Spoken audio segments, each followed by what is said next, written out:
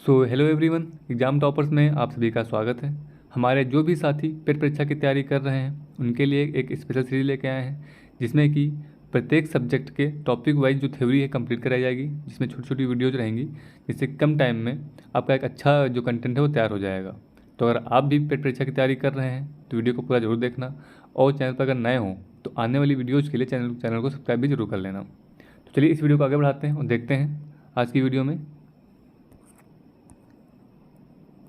पहला टॉपिक है पाषाण काल। सबसे पहले पढ़ेंगे पाषाण काल के बारे में। तो पाषाण काल को 3 भागों में बांटा गया है। कितने भागों में बांटा गया है? 3 भागों में। कौन कौन से हैं? पूरा पाषाण काल, मध्य पाषाण काल तथा नवपाषाण काल। तो आपको ये याद रखना है कि पाषाण काल को कितने भागों में बांटा गया है? 3। ठीक, ऐसे भी क्वेश्चन पूछ लेता है कि कितने भागों में बांटा गया है, तो 3, 4, 5 ऐसे करके ऑप्शन दिया रहेगा। ठीक है, नाम कौन कौन से हैं? पूरा पाषाण काल, मध्य पाषाण काल तथा नवपाषाण काल। पूरा पाषाण काल में मनुष्य की जीविका का मुख्य आधार शिकार था। तो पूरा पाषाण काल में मनुष्य की जीविका का मुख्य आधार क्या था? शिकार था। इस काल को आखेटक तथा खाद्य संग्रह काल भी कहा जाता है। तो पूरा पाषाण काल को दूसरा नाम क्या है? आखेटक या खाद्य संग्रह काल। ठीक है, ये भी कहा जाता है। लगभग 36,000 ईसा पूर्व में आधुनिक मानव पहली बार अस्तित्व में आया। आधुनिक मानव को होमोसेपियन भी कहा जाता है। तो आधुनिक मानव को क्या कहा जाता है? होमो सेपियंस। और आधुनिक मानव पहली बार अस्तित्व में कब आया था? तो आया था 36,000 ईसा पूर्व में।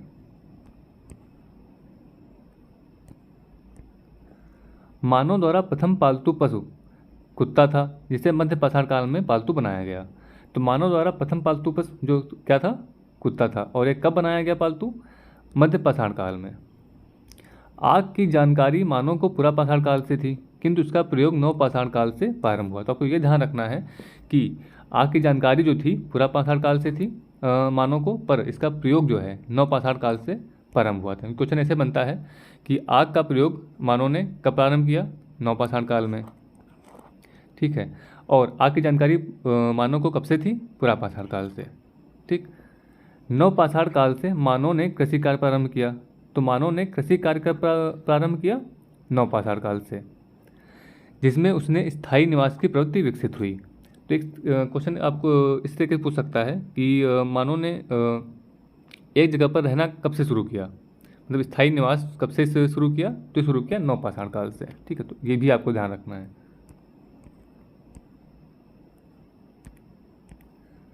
भारत में पाषाणकालीन सभ्यता का अनुसंधान सर्वप्रथम रॉबर्ट ब्रूस फुट ने 1863 ईस्वी में प्रारंभ किया। तो पाषाणकालीन सभ्यता का अनुसंधान जो है किसने शुरू किया? रॉबर्ट ब्रूस फुट ने। कब? 1863 ईस्वी में। भारत में व्यवस्थित कृषि का पहला साक्ष्य मेहरगढ़ से प्राप्त हुआ है। बिहार के चिरान नामक नवपाषाणकालीन स्थल से हड्डी के औजार मिले हैं। तो हड्डी के औजार कहाँ से मिले हैं? बिहार के चिरान नामक नवपाषाणकालीन स्थल से। तो आपको यह रखना है कि हड्डी के औजार कहाँ मिले हैं? तो ये मिले हैं बिहार के चिरान नामक स्थान से। भारत में व्यवस्थित कृषि का पहला साक्ष्य मेहरगढ़ से प्राप्त हुआ है। तो कृषि का पहला साक्ष्य कहाँ से प्राप्त हुआ है? मेहरगढ़ से। ठीक है, ये भी आपको ध्यान रखना है। कृषि का पहला साक्ष्य कहाँ से प्राप्त हुआ है? तो मेहरगढ़ से प्राप्त हुआ है। पाषाण काल के तीनों चरणों का साक्ष्य बेलन घाटी इलाहाबाद से प्राप्त हुआ है। तो पाषाण काल के तीनों चरण का साक्ष्य जो है कहाँ से प्राप्त हुआ है? बेलन घाटी इलाहाबाद से। ठीक है,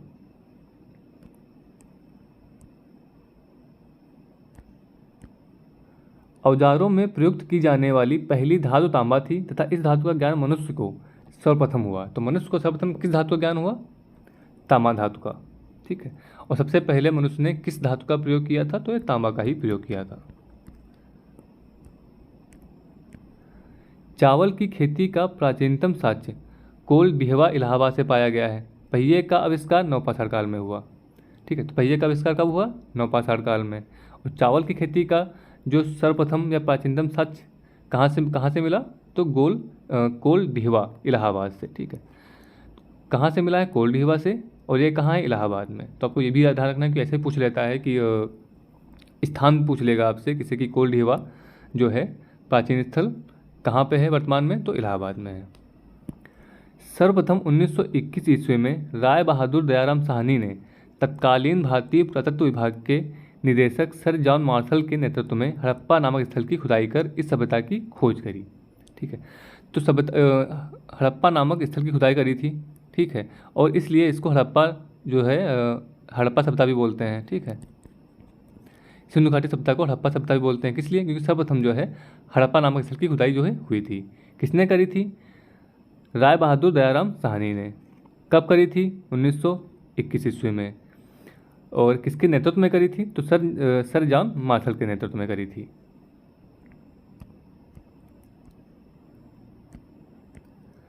हड़प्पा के पश्चात 1922 ईस्वी में राखलदास बनर्जी ने मोहनजोदड़ो नामक स्थल की खोज की। भारत में सर्वाधिक सैन्य स्थल गुजरात में पाए गए हैं। ठीक है, तो जो राखलदास बनर्जी ने है कि मोहनजोदड़ो नामक स्थल की खोज करी है।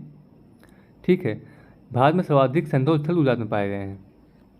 तो ये अगर पूछ लेता है आपसे कि सैन्य स्थल जो है सबसे ज़्यादा कहाँ पाए गए हैं, तो गुजरात में पाए गए हैं। ठीक है, और हड़प्पा के पश्चात दूसरा जो स्थल खोजा गया था मोहनजोदड़ो खोजा गया था। किसके द्वारा? राखलदास बनर्जी के द्वारा। कब? 1922 ईस्वी में। तो अगला है सिंधु घाटी सभ्यता। सिंधु घाटी सभ्यता के कुछ जो टॉप पॉइंट हैं यहाँ भी आ गए हैं इसमें, बाकी इसको देख लेते हैं अलग से। तो अभी देखते हैं सिंधु घाटी सभ्यता के बारे में। सबसे पहले देखते हैं सभ्यता का कालक्रम और नामकरण। ठीक है, तो रेडियो कार्बन सियाई विश्लेषण पद्धति के द्वारा सिंधु सभ्यता का सर्वमान्य तिथि 2350 ईसा पूर्व से 1750 ईसा पूर्व मानी गई है। तो आपको ये ध्यान रखना है कि सिंधु घाटी सभ्यता की जो तिथि क्या है, 2350 ईसा पूर्व से 1750 ईसा पूर्व। सिंधु सभ्यता के अन्य नदी घाटियों तक विस्तृत स्वरूप का पता चलने के कारण इसे हड़प्पा सभ्यता के नाम से अधिक जाना जाता है।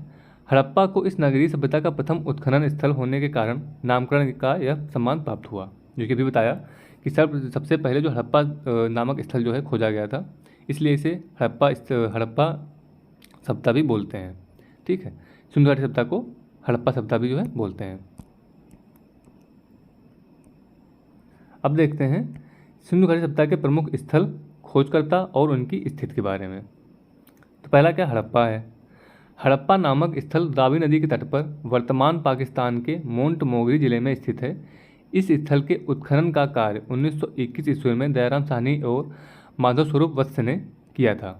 ठीक है, तो आपको ये भी ध्यान रखना है कि किस नदी किनारे स्थित है। ठीक है, और वर्तमान में जो स्थल है, जो ये वो प्राचीन स्थल है, वर्तमान में कहाँ स्थित है, क्योंकि ये भी पूछ लेता है। ठीक है, तो हड़प्पा जो है रावी नदी के तट पर, ठीक है, स्थित था और वर्तमान में ये पाकिस्तान के मोंटमोगरी जिले में स्थित है। इसके उत्खननकर्ता कौन है? दयाराम साहनी और माधव स्वरूप वत्स। कब किया था इसका जो स्थल खोज कब करी गई थी, या उत्खनन कब किया गया था इसका? 1921 ईस्वी में। दूसरा है मोहनजोदड़ो। यह स्थल सिंधु नदी के तट पर वर्तमान पाकिस्तान के सिंध प्रांत के लड़काना जिले में स्थित है। इस स्थल के उत्खनन का कार्य 1922 ईस्वी में राखलदास बनर्जी ने करवाया था। ठीक है, तो मोहनजोदड़ो का जो उत्खनन कार्य किसने करवाया था? राखलदास बनर्जी ने 1922 ईस्वी में। मतलब कि मोहनजोदड़ो कब खोजा गया? 1922 ईस्वी में। ये किस नदी किनारे था? सिंधु नदी के तट पर। ठीक है, वर्तमान में मोहनजोदड़ो कहाँ पर है? तो वर्तमान में मोहनजोदड़ो है पाकिस्तान के सिंध प्रांत के लड़काना जिले में। ठीक है, कहाँ पर है? पाकिस्तान के सिंध प्रांत के लड़काना जिले में। अगला है बनावली। तो बनावली रंगोली नदी के तट पर स्थित वर्तमान में हरियाणा के हिसार जिले में स्थित है। यहाँ के उत्खनन का कार्य 1974 ईस्वी में रविंद्र सिंह बिष्ट ने करवाया था। तो किसने करवाया था? 1974 ईस्वी में रविंद्र सिंह बिष्ट ने। बनावली स्थित कहाँ पर है? तो स्थित है वर्तमान में हरियाणा के हिसार जिले में। हाँ, हरियाणा के हिसार जिले में। ठीक है, और किस नदी किनारे स्थित था ये? तो रंगोली नदी के तट पर। ठीक, अगला है धौलावीरा। तो धौलावीरा जो वर्तमान में गुजरात के कच्छ जिले में स्थित है। कहाँ स्थित है? वर्तमान में गुजरात के कच्छ जिले में। उत्खनन का कार्य जो है इसका 1990 से 1991 ईस्वी में रविंद्र सिंह बिष्ट ने करवाया था। किसने करवाया था? रविंद्र सिंह बिष्ट ने। कब? 1990-1991 ईस्वी में। यह स्थित कहाँ है वर्तमान में? तो वर्तमान में स्थित है गुजरात के कच्छ जिले में।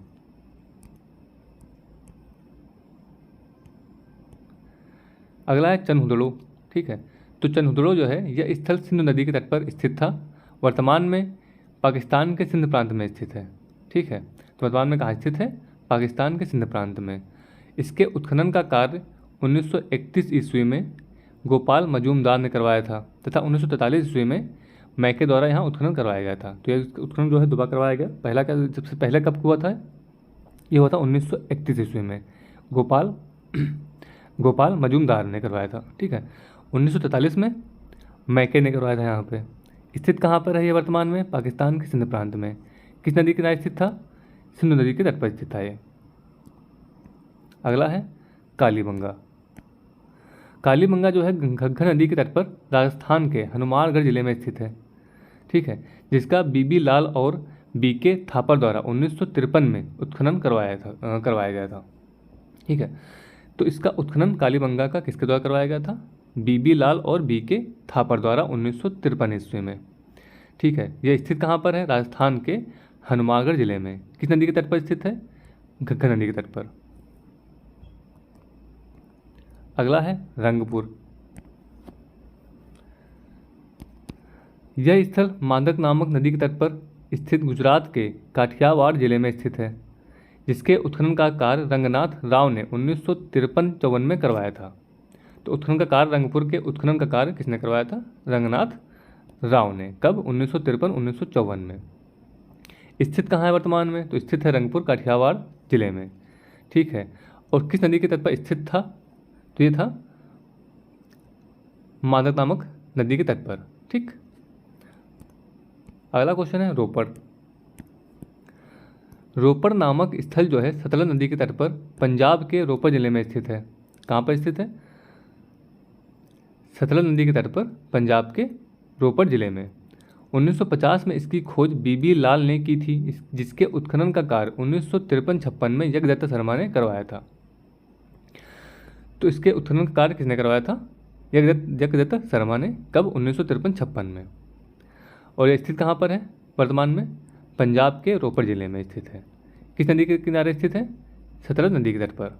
ठीक, अगला है क्वेश्चन, अगला जो है स्थल है कौन सा है? लोथल। ठीक, लोथल जो है भोगवा नदी के तट पर गुजरात के अहमदाबाद जिले में स्थित है। ठीक है, तो लोथल कहाँ पर स्थित है? गुजरात के अहमदाबाद जिले में। किस नदी के तट पर? भोगवा नदी के तट पर। इसका उत्खनन कार्य जो करवाया था रंगनाथ राव ने करवाया था। कब करवाया था? 1955-1962 में। ठीक, अगला है आलमगीरपुर। ठीक, तो यह आलमगीर जो स्थल है यह हिंडन नदी के तट पर वर्तमान में उत्तर प्रदेश के मेरठ जिले में स्थित है। तो आलमगीरपुर कहाँ स्थित है? वर्तमान में उत्तर प्रदेश के मेरठ जिले में। किस नदी के तट पर? हिंडन नदी के तट पर, जिसके उत्खनन का कार्य 1958 ईस्वी में जगदत्त शर्मा ने करवाया था। किसने करवाया था? जगदत्त शर्मा ने। कब? 1958 ईस्वी में। तो ये कुछ महत्वपूर्ण स्थल थे जिनके बारे में पूछ लेता है कि किस नदी के तट पर हैं, या वर्तमान में कहाँ पर हैं, या फिर इनका उत्खनन कार्य कब हुआ और किसके द्वारा हुआ। ठीक है, तो इन सभी का एक साथ में बता दिया है। ये सभी आपको एकदम पढ़ लेने हैं, और ऐसा भी नहीं कि आपको रटना है। आप 2-3 बार पढ़ लेंगे इसको तो आपको याद हो जाएगा। रटने बैठेंगे तो कन्फ्यूजन बहुत ज़्यादा हो जाती है उसमें। ठीक है, अगला टॉपिक है सभ्यता की विशेषता। ठीक, सिंधु घाटी सभ्यता की विशेषता के बारे में पढ़ेंगे अब इसमें। तो सिंधु घाटी सभ्यता जो है कांस्ययुगीन सभ्यता थी। ठीक है, इसका दूसरा नाम भी बोल दे, इसका जो दूसरा नाम भी यही है, कांस्ययुगीन सभ्यता। ठीक, तो आपको ये भी ध्यान रखना है। मोहनजोदड़ो को मृतकों का टीला कहा जाता है। क्वेश्चन ऐसे आता है कि मृतकों का टीला किस स्थल को कहा जाता है? तो मोहनजोदड़ो को। ठीक है, कालीबंगा का अर्थ क्या है? काले रंग की चूड़ियाँ। ठीक, कालीबंगा का अर्थ क्या है? काले रंग की चूड़ियाँ। सिंधु घाटी सभ्यता की महत्वपूर्ण विशेषता नगर निर्माण योजना का होना था। एक सुव्यवस्थित जल निकास प्रणाली इस सभ्यता के नगर निर्माण योजना की प्रमुख विशेषता थी। तो सिंधु घाटी सभ्यता की प्रमुख विशेषता क्या थी? नगर निर्माण योजना। और नगर निर्माण योजना की प्रमुख विशेषता क्या थी? सुव्यवस्थित जल निकास प्रणाली। ठीक, हड़प्पा सभ्यता का समाज जो था वो मातृसत्तात्मक था। ठीक है, हड़प्पा सभ्यता का समाज जो क्या था, कैसा था? मातृसत्तात्मक। कृषि तथा पशुपालन के साथ साथ उद्योग और व्यापार भी अर्थव्यवस्था के मुख्य आधार थे। ठीक, तो कृषि तो इसमें होती थी, ठीक है, पर पशुपालन भी होता था इसमें, और साथ में उद्योग और व्यापार भी होता था इसमें। हड़प्पा सभ्यता के आर्थिक जीवन का मुख्य आधार कृषि था। हड़प्पा सभ्यता के आर्थिक जीवन का जो मुख्य आधार क्या था? कृषि था। मतलब होता सब कुछ था, पर जो मुख्य आधार था वो कृषि था। विश्व में सर्वप्रथम यहीं के निवासियों ने कपास की खेती प्रारंभ की। तो कपास की खेती सर्वप्रथम कब प्रारंभ हुई थी? तो हड़प्पा सभ्यता के टाइम पे ही प्रारंभ हुई थी। और किसने करी थी? हड़प्पा सभ्यता के लोगों ने करी थी। मेसोपोटामिया में कपास के लिए सिंधु शब्द का प्रयोग किया जाता था।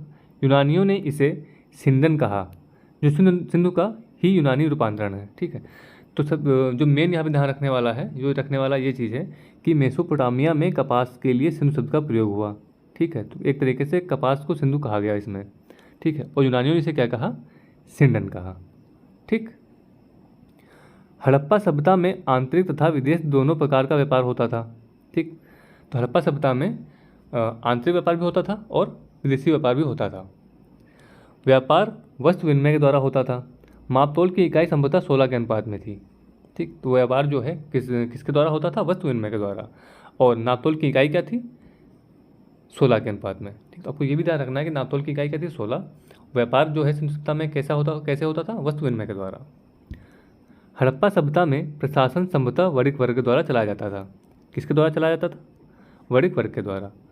इस सभ्यता में माता देवी की उपासना का प्रमुख स्थान था। ठीक है, इसमें इस तरीके से क्वेश्चन पूछता है कि किसकी उपासना जो है सबसे ज़्यादा होती थी, या फिर प्रमुख उपासना में प्रमुख कौन था। ठीक है, तो किसकी होती थी उपासना सबसे ज़्यादा इस सभ्यता में? माता देवी की। साथ ही पशुपति, लिंग, योनि, वृक्षों और पशुओं की भी पूजा की जाती थी। तो आपको ये भी ध्यान रखना है। पशुओं में कुबड़ वाला सांड सर्वाधिक महत्वपूर्ण पशु था। तो सर्वाधिक महत्वपूर्ण पशु कौन था? कुबड़ वाला सांड, और इसकी पूजा का प्रचलन था। इस काल में मंदिर के अवशेष जो है नहीं मिले हैं। ठीक, तो सिंधु घाटी सभ्यता जो है जो ये काल था उसमें क्या है कि मंदिर के अवशेष जो है नहीं मिले हैं। पूजा लोग करते थे, उपासना करते थे, पर मंदिर जो है इन लोगों ने नहीं बनाए। इस सभ्यता के निवासी मिट्टी के बर्तन निर्माण, मोहरों के निर्माण, मूर्ति निर्माण आदि कलाओं में प्रवीण थे। ठीक है, तो इस सभ्यता के निवासी जो हैं मिट्टी के बर्तन निर्माण, मोहरों के निर्माण और मूर्ति निर्माण में प्रवीण थे। मोहरें अधिकांशतः सेलखड़ी की बनी होती थी। ठीक, तो मोहरें किसकी बनी होती थी? सेलखड़ी की। हड़प्पा सभ्यता में शवों को दफनाने और जलाने की प्रथा प्रचलित थी। ठीक, मानव शास्त्रों के अनुसार 4 जातीय समूहों प्रोटो ऑस्ट्रेलॉयड, भूमध्य सागरी, मंगोलियन और अल्पाइन द्वारा इस सभ्यता का निर्माण हुआ था। ठीक, तो जो है सिंधु घाटी सभ्यता का निर्माण जो है किस जात समूह के द्वारा हुआ था?